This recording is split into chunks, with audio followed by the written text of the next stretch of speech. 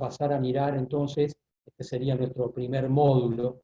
Vamos a ir al siguiente módulo para mirar la situación de la economía argentina en este contexto, porque tanto los organismos internacionales como las consultoras de la Argentina dicen que el nivel de actividad económica del país, lo que llamamos el PBI, va a caer este año un 4, un 5, un 6%, un 7%, depende de quién esté teniendo esta mirada con respecto al año pasado. Digamos esto en primer lugar. La economía argentina va a estar este año en recesión, pero la situación global, que es muy delicada, encuentra a la Argentina en una situación particularmente vulnerable, particularmente vulnerable. Es decir, todo el mundo tiene problemas, pero esta situación global encuentra a la Argentina en una debilidad especial. ¿Por qué? Por lo que vemos en el gráfico.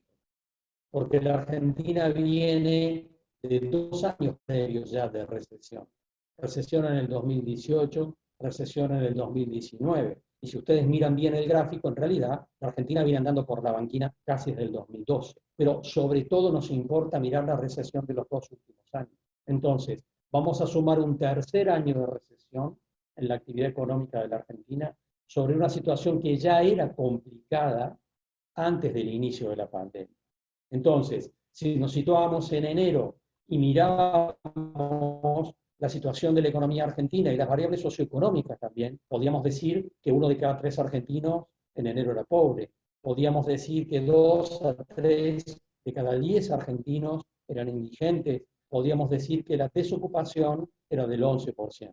Todas estas variables van a empeorar en los próximos meses, más allá del esfuerzo que pueda llevar adelante el gobierno argentino en términos de apoyar políticas fiscales y monetarias. La Argentina suma un tercer año de durísima recesión sobre 2 años previos de recesión y por lo tanto va a ser un año sumamente complicado.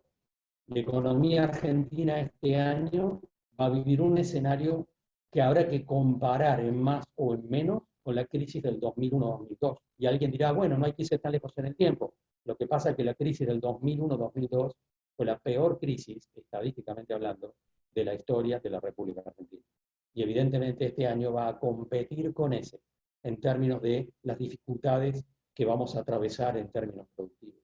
Frente a esto, frente a semejante combo de deterioro del sistema productivo, de pérdida de los ingresos de millones de personas, el gobierno argentino pone arriba de la mesa un paquete fiscal y monetario para alentar a los sectores, para alentar a las empresas que puedan estar un poco mejor o menos mal y para socorrer a millones de personas que carecen de recursos.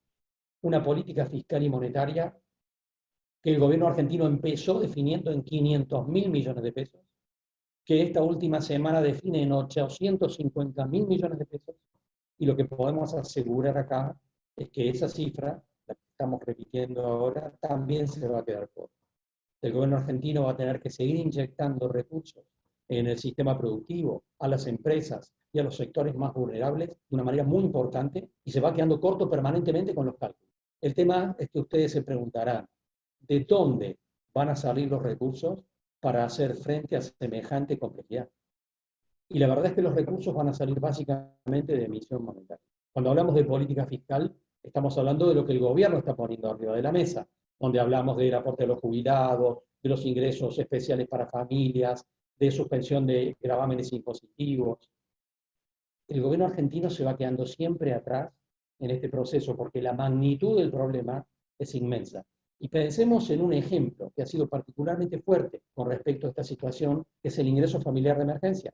Un ingreso de 10.000 pesos que el gobierno argentino pensaba, los sectores más vulnerables, el gobierno argentino pensaba que esos 10.000 pesos iba a haber o se iban a anotar unas 3,5 millones de personas. Se anotaron 11 millones de personas. Y finalmente, después de depurar entre la ANSES y la AFIP los datos de quienes se habían inscrito, se va a terminar dándole los 10.000 pesos a casi 8 millones de personas, sobre una proyección original de 3,5 millones. Esta es una demostración fehaciente de cómo las decisiones que se van tomando van yendo de atrás de los acontecimientos, porque efectivamente la magnitud del problema es realmente inmensa. Y el gráfico que nos muestra lo que tenemos en la pantalla. nos muestra el déficit fiscal, porque el gobierno de Mauricio Macri venía disminuyendo el desequilibrio fiscal y le entregó a Alberto Fernández un desequilibrio bastante reducido. El pronóstico de este año es de nuevo, por supuesto, un salto inmenso en el desequilibrio fiscal. Y por supuesto que no cabe otra alternativa. Ahora, mucha gente frente a esto se pregunta, ¿y de dónde van a salir los recursos? El gobierno argentino poniendo cientos de miles de millones de pesos, ¿de dónde saca esta plata? Y sale de la emisión monetaria, básicamente de la emisión monetaria. Y eso obviamente va a expresar este déficit fiscal que estamos mirando acá. Lo cual en un contexto como este, digamos que no hay muchas opciones, no hay muchas alternativas frente a esta situación. Mucha gente que maneja elementos de análisis económico, introductoriamente dirá, bueno, pero un semejante escenario de aumento de la cantidad de dinero, porque el gobierno argentino tiene que auxiliar las empresas, tiene que auxiliar los sectores más vulnerables, tiene que auxiliar los gobiernos provinciales y a los municipios, que están viendo cómo se les cae la recaudación y no pueden sostener el nivel de gastos. Esto vale para prácticamente todas las provincias de la Argentina y vale para todos los municipios del país. ¿Quién va a socorrer a los gobiernos provinciales y a los municipios? El gobierno nacional, con recursos que van a salir ¿de dónde? Básicamente de un aumento de la emisión de dinero. Y por supuesto de un déficit fiscal de la magnitud del que estamos pronosticando en este gráfico que vemos en pantalla. Ahora, vamos sobre esta otra situación. Algunos de ustedes dirán, bueno, pero entonces, ¿esto cómo cierra? ¿Cómo cierra la lectura de semejante nivel de emisión? Vamos a ir a un escenario de mayor inflación. Convengamos que sí, por supuesto que va a haber una inflación elevada, pero hay varias cosas para decir sobre el tema inflacionario. Lo primero que hay que decir es que no parece haber muchas opciones. Discutir hoy si la inflación va a ser más o menos alta es un tema secundario frente a la gravedad de la crisis del sistema productivo y, por supuesto, de los sectores más vulnerables de la sociedad.